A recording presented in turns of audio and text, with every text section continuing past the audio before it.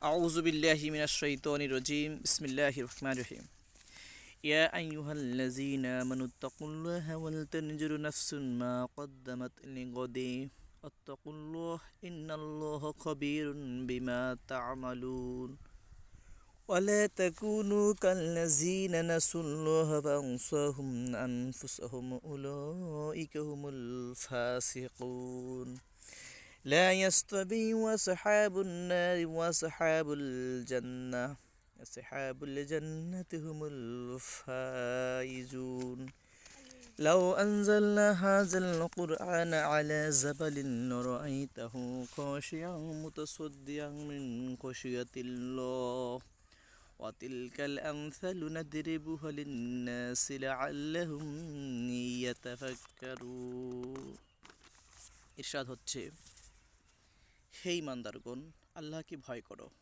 প্রত্যেকেই ভেবে দেখুক যে আগামীকালের জন্য সে কী অগ্রিম পাঠিয়েছে। আর আল্লাহকে ভয় করো। তোমরা যা করো আল্লাহ সে সম্পর্কে অবহিত।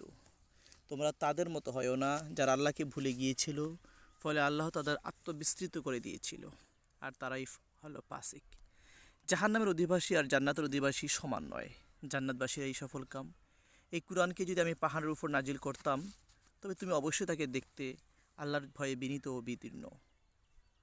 মানুষের জন্য আমি এই উদাহরণ পেশ করছি, হয়তো তারা চিন্তা ভাবনা করবে।